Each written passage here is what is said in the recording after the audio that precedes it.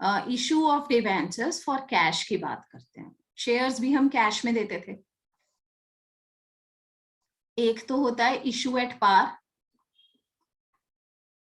Right, एक होता था इशू एट प्रीमियम,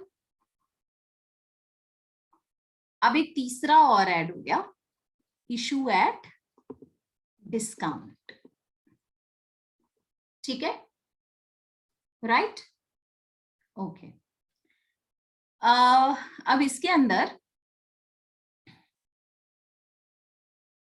ज्यादातर ऐसा होता है शेयर्स के बारे में, जब आप क्वेश्चन पढ़ते हो तो हमारे पास कुछ कंडीशंस होती हैं।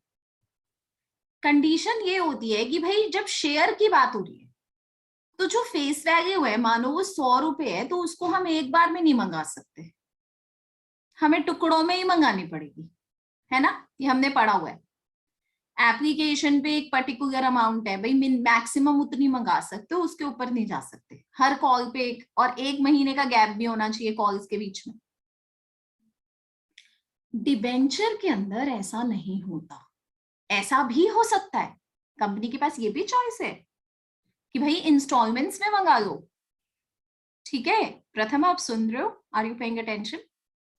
Yes ma'am. राइट, कंपनी के पास ये भी चॉइस है कि आप इंस्टॉलमेंट्स में मंगा लो, कोई टेंशन नहीं है, लेकिन कंपनी इंस्टॉलमेंट्स में मंगाने की बजाय सिंगल गो में भी मंगा सकती है, पूरा का पूरा पैसा एक ही बार। तो हम, जैसे हमने शेयर्स का क्वेश्चन का मैप बनाना सीखा था, ऐसे डिबेंचर्स का भी क्वेश्चन का मैप बनेगा। बहुत आसान चैप्टर है, शेयर्स से बहुत आसान है। मोस्टली क्वेश्चंस ऐसे आते हैं जहां सिंगल गो में ही मंगा लिया जाता है, या ज्यादा से ज्यादा 2 बार में। ठीक है, कॉल्स तक अक्सर पहुंचते नहीं है, मोस्टली हम ऐसे ही क्वेश्चंस करेंगे। अब शेयर्स में हमने एक चीज और पढ़ी थी, ओवर सब्सक्रिप्शन, है ना, कि भाई हम इशू तो करना चाहते हैं 5 लाख, और हमारे पास एप्लीकेशंस आ गई 7 लाख। तो हमने ऐसे किया था ना, 7 लाख वर्सेस 5 लाख, फिर सर्कल में कि भाई हम तो 5 लाख से ज्यादा इशू ही नहीं कर सकते, और फिर हुआ 100 रुपए का शेयर, 100 प्लस 0 का मतलब पार पे क्वेश्चन है हमारा। ये ऐसे हमने अपना माइंड मैप बनाया था। अब इसके आगे अगर मैं ऐसे लिख रही हूं कि 50 प्लस 0 और फिर 50 प्लस 0, इसका मतलब होता था भाई ये तो एप्लीकेशन है, ये अलॉटमेंट है। ठीक है, ये सारा याद है ना, शेयर्स में हमने किया था, राइट। डिबेंचर्स में भी ऐसा हो सकता है, ओवर सब्सक्रिप्शन हो सकती है, कोई नई बात नहीं है। आज ऐसा क्वेश्चन आ जाए तो डरना नहीं है। प्रोरेटा में डिबेंचर दिया जा सकता है, रिजेक्शन भी हो सकता है। ठीक है, सो अगर कोई ऐसा क्वेश्चन आ जाए, ऐसे क्वेश्चन बुक में बहुत कम है, पर यदि ऐसा आ जाए तो there is nothing to fear about. आपने ये सब किया हुआ है शेयर्स चैप्टर में, you have already done this in share chapter. अभी हम कुछ और भी सीखेंगे। अभी मैं इनको, इस टॉपिक को क्वेश्चंस के हिसाब से कराऊंगी, पर पहले आप कुछ और समझिए जो कि डिबेंचर में डिफरेंट है, and that is redemption conditions. देखो शेयर क्या होता है बच्चों, शेयर का मतलब है आप ओनर हो। मानो कंपनी डूबेगी या कंपनी बंद होगी, on a good note also, assets बिकेंगे, पैसा आएगा, सबसे पहले पेमेंट जाएगी सेक्योर्ड लोन वालों को, जिसमें डिवेंचर एक होता है, फिर जाती है क्रेडिटर्स को, अनसेक्योर्ड लोन, और फिर क्रेडिटर्स को, करंट लायबिलिटीज को, लास्ट में जाके ओनर का नंबर आता है। कुछ बच जाए तो ओनर को मिलेगा उसकी कैपिटल के मुताबिक। लेकिन इसीलिए वहां पर ना कोई रिडम्पशन कंडीशंस नहीं होती, मगर डिबेंचर में जैसे इशू होता है ना पार, प्रीमियम और डिस्काउंट पे, ऐसे ही रिडम्पशन भी, रिडम्पशन एट पार हो सकती है, रिडम्पशन एट प्रीमियम हो सकती है, रिडम्पशन एट डिस्काउंट नहीं हो सकती। तो भाई आन्या ने मेरी कंपनी ने आन्या से 100 रुपए डिबेंचर का लोन लिया। मैंने कहा 10,000 डिबेंचर है। इसमें हम ऐसे बनाते हैं मैप, ध्यान से देखना, this is very important. I यानी इशू, आर यानी redemption. When I am saying 100 plus 10, इसका क्या मतलब है? Premium. Issue is at 10 rupees premium, ठीक है। और when I am saying redemption 100 plus 0, इसका मतलब है this is what is this case, that the company is issuing 10,000 debentures, issue at premium of 10 rupees but redemption at par, ठीक है, right? समझ आ गया? अब इसका मीनिंग मुझे प्रथम बताएगा।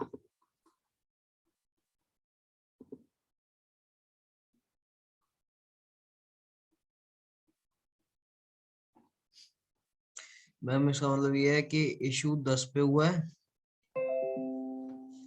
प्रीमियम के, और रिडम्पशन 5 पे हुआ है। कुछ ध्यान से बताओ, इसको मैं दोबारा सुनो, ठीक है, दोबारा सुनना बच्चे। इस केस को मैं लिख रही हूं, ठीक है। Issued 10,000 debentures at rupees 100, sorry, at नहीं, of rupees 100 each at 10% premium। Spellings पे मत जाना प्लीज। रिडीमेबल एट पार, 2 ही आने चाहिए, ठीक है, रिडीमेबल एट पार, ठीक है। अब इस वाले की स्टेटमेंट प्रथम आपने बनानी है। मैम इसका डिस्काउंट तो नहीं होएगा जैसे माइनस है तो? Yes, so give me the statement of this। कि इशू इसका डिस्काउंट पे हो 10 के। give me the statement ना प्रथम, यार देख बस ऊपर। issued 10,000 debentures at the rate of rupees 100 at discount of 10, at 10% discount, at 10% discount, and redemption of 5। redemption of 5 नहीं, कैसे बोलेंगे इसको माहिर? Can you improvise? redeemable at 5 par। is this Premium, redeemable at par? premium। See, what is this? Issued 10,000 debentures of rupees 100 each at 10% discount, redeemable at 5% premium, ठीक है, clear है क्या ये बात? अब मैं क्वेश्चन दूंगी, आपने मैप बनाना है उसका।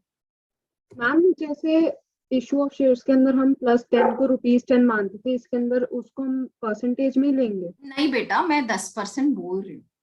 अगर मैं यहाँ 20 लिखूं, suppose if okay it's a good question, देखते हैं, ठीक है। अब इसको करना, issued 5,000 9% debentures of rupees 40 each at par,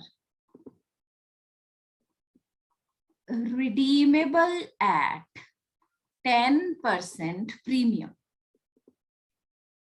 Manshika, can you try? In the circle, what should I write?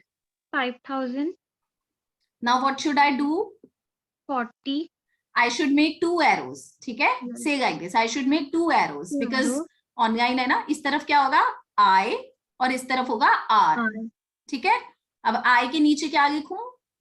40 40 +0, plus 0, और R के नीचे क्या लिखूं? 40 minus 50. 40 minus Sorry, 50 +50. मतलब +50. अब 40 plus 50, 40 plus 50, नहीं 40 + 4, सॉरी 40 का 10% लेंगे। यस 40 का 10%। भक्ति तेरा पॉइंट क्लियर है? 40 plus 4 क्लियर है सबको? Is it clear? Mahir yes Friend. Ma'am. Framed, issue वाला एक बार समझा दो बस। कौन सा वाला? इशू वाला है इसमें। इशू एट पार था ना बेटा, अच्छा ठीक है तो ठीक है। ये इशू करते समय तो डिबेंचर होल्डर तो मुझे 40 रुपए देगा। तूने वो डिबेंचर खरीदना है, तूने एक डिबेंचर खरीदना है बेटा, तो तू 40 रुपए देगा। और जब तुझे वापस मिलेंगे तो कितने मिलेंगे? 44 44 ठीक है, समझ गया। पर डिबेंचर। रीड दिस माहिर, हाँ फ्रेम जी। The question, frame the question. Ma'am issued 5,000 shares of 100 rupees. बाबू डिबेंचर्स, हाँ, 5,000 debentures at 100 rupees each at a discount of 4, redeemable at 4, नहीं, हाँ, redeemable at 4 rupees premium. अक्सर क्वेश्चन में परसेंटेज है, बाकी आप रुपीज में भी बात कर सकते हो। क्या ये बात क्लियर है? अब मैप समझ में आ गया सबको? ठीक है, okay okay. Anya, it's your turn now. I am making a map, आपने उस क्वेश्चन को समझाना है, ठीक है? आपने क्वेश्चन को समझाना है कि आपको इस मैप से क्या समझ में आ रहा है। क्वेश्चन फ्रेम नहीं कर पा रही हो कोई बात नहीं, बट आपने मुझे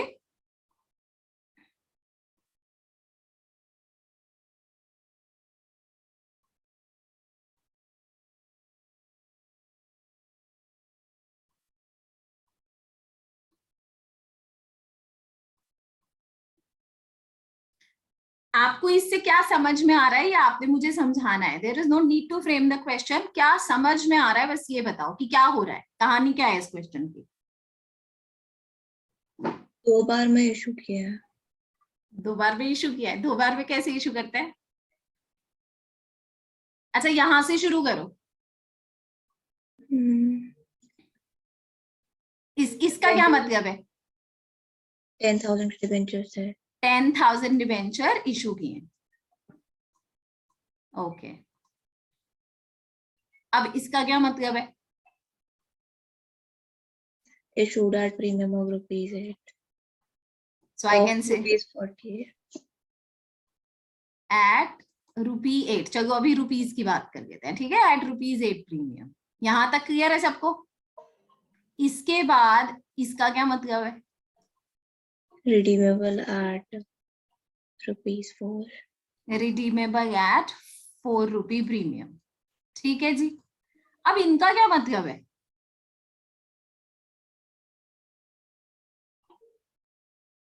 When I am saying 40 + 8, अब शेयर्स में आप ऐसे लिखते थे बेटा,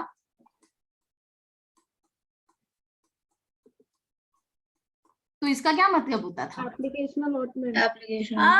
तो बस यही है ये भी, कि ये एप्लीकेशन है, ये अलॉटमेंट है। This is the only difference. समझे? कुछ माइंड मैप क्लियर है सबको? राइट, क्लियर है? कोई डाउट तो नहीं है पक्के से? मैम परसेंटेज जैसे 8 रुपीज का प्रीमियम है तो परसेंटेज कैसे निकालेंगे, कितनी परसेंटेज का तूने प्रीमियम क्वेश्चन बनाना है कि क्वेश्चन बना बनाया आएगा?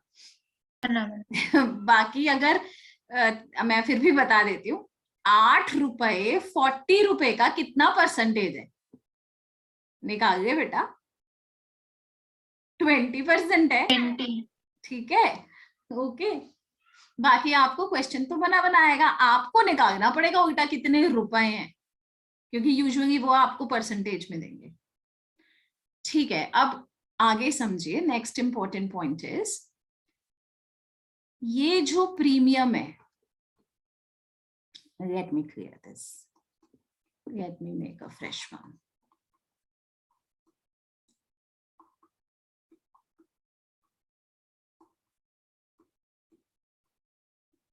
जब भी मैं क्वेश्चन कराऊंगी, ठीक है, I will ask you to place stars, 2 stars here. ये जो प्रीमियम है, this is very important. Debentures हमेशा कुछ समय, भाई आप लोन लेते हो कुछ टाइम के लिए तो लोगे ही ना, 1 साल 2 साल 3 साल 4 साल 5 साल। आपको लिखा होगा कि 5 साल बाद आपने 5% प्रीमियम देना है, ठीक है? मगर अभी आज तारीख हो रही है ये 5 साल के या 3 साल के बाद आपको रिडम्पशन करनी है। कब होगी रिडम्पशन? 24. ठीक है, आज आपको ये वाली एंट्रीज करनी है, रिडम्पशन की एंट्रीज नहीं करनी। ठीक है, आपको ये वाली एंट्री करनी है। अगर इसके आगे सपोज करो मैंने कोई एरो नहीं बनाया, मतलब ये सारा पैसा एक ही बार में। ठीक है जी, क्लियर है? अब जब सारा पैसा एक ही बार में है तो उसको हम कहते हैं एप्लीकेशन एंड अलॉटमेंट, क्योंकि एक साथ है। ऐसे नहीं कहते application and allotment and calls. ठीक है, हम कहते हैं एप्लीकेशन एंड अलॉटमेंट, कि अप्लाई भी हो गया और अलॉट भी हो गया, काम खत्म, आगे कुछ नहीं है। तो कोई गैस कर सकता है शेयर्स चैप्टर से कि पहली एंट्री किस चीज की होगी? I am asking you the narration, I am not asking you the entry. Give me the narration of the first entry. सबसे पहला क्या? Being the application money received. सबसे पहले आप मनी रिसीव करोगे, है ना? You will receive the money. Now Mahir, try the entry. You will receive the money, try the entry. Cash account debit. Shares में बच्चे हमेशा बैंक यूज होगा, ठीक है? Bank account debit to to application allotment debenture. To debenture पहले लिखना, ठीक है? एप्लीकेशन टू अलॉटमेंट और फुल वर्ड्स लिखने होते हैं, मैं सिर्फ समय बचा रही हूँ। To debenture, application and allotment. पैसे भी बता दे भाई, कैसे आएंगे, कितने रुपए 105 और 105 है? बस 105 रुपए मिलेंगे हमें? नहीं कितने बन गए मैम? 10,50,000 ये बनेंगे ना, राइट? क्लियर है? क्या ये एंट्री क्लियर है सबको? इजी थी, राइट? क्लियर है सबको? ओके, आगे चलते हैं जी। अगला अब क्या करना है? अब आपने डिबेंचर अलॉट करना है। This is the first entry, पैसा आ गया। अब आपने डिबेंचर अलॉट करने, तो आपकी एंट्री होगी, देखो जब पहली एंट्री होती थी शेयर्स की, नियति, जब शेयर्स की पहली एंट्री होती थी तो वो होती थी bank to equity share application, right? और दूसरी एंट्री क्या होती थी बेटा? Equity share application debit to equity share capital होती थी। जो इक्विटी शेयर कैपिटल होती थी, और अगर एसपीआर भी है तो हम एसपीआर भी लिखते थे। सेम यहां पर होगा, हमारी एंट्री क्या होगी?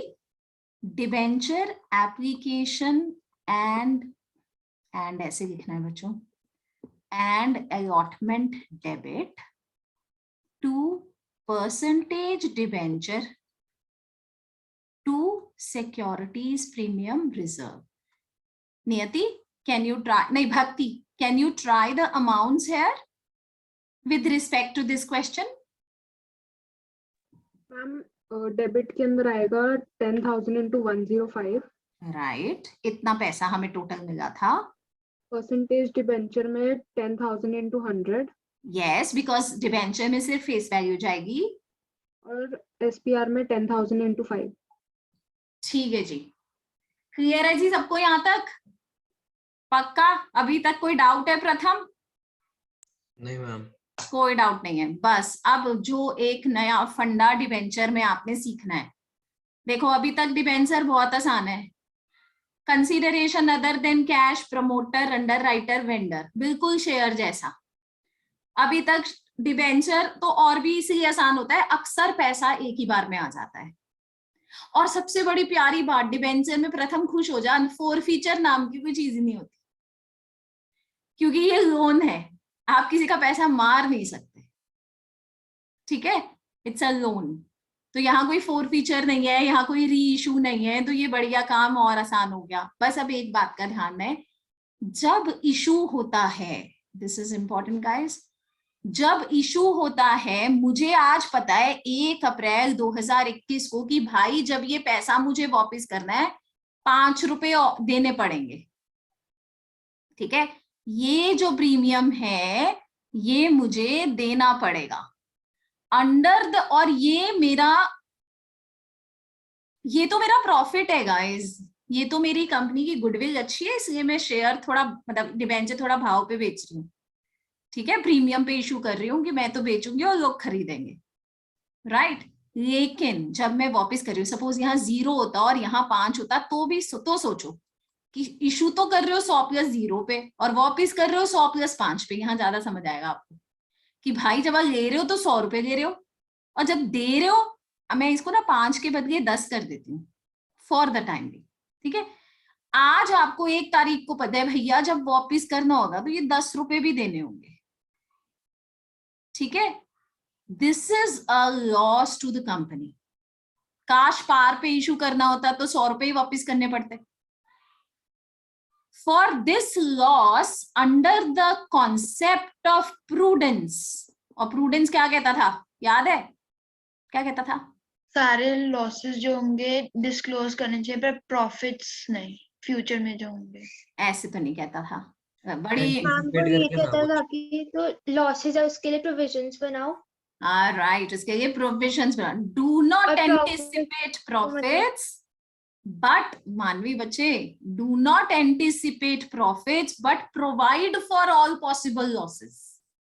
पता है भाई 3 साल बाद ये 10 रुपए एक्स्ट्रा देने हैं, 10,000 रुपए यानी लाख रुपया एक्स्ट्रा देना है, इसके लिए आज ही एंट्री करनी होगी यहां पर, ठीक है। 2 स्टार क्यों लगाए? क्योंकि एक अकाउंट डेबिट होगा, एक अकाउंट क्रेडिट होगा। डेबिट होगा loss on issue of debenture और क्रेडिट होगा प्रीमियम ऑन, ये क्रेडिट, ये मेरा लॉस है कि भाई मुझे आज ही पता है ये 10 रुपए देने हैं 3 साल बाद, यानी 10,000 × 10, ये 10 रुपए देने हैं 3 साल बाद,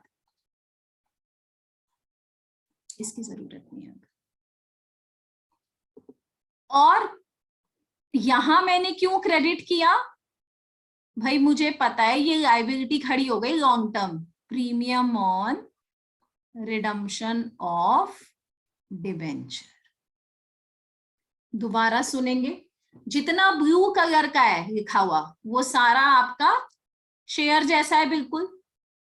एप्लीकेशन पे पैसा आया, bank debit to debenture application and allotment, और फिर आपने कहा debenture application and allotment debit 2% debenture to security premium reserve. Clear है यहां तक?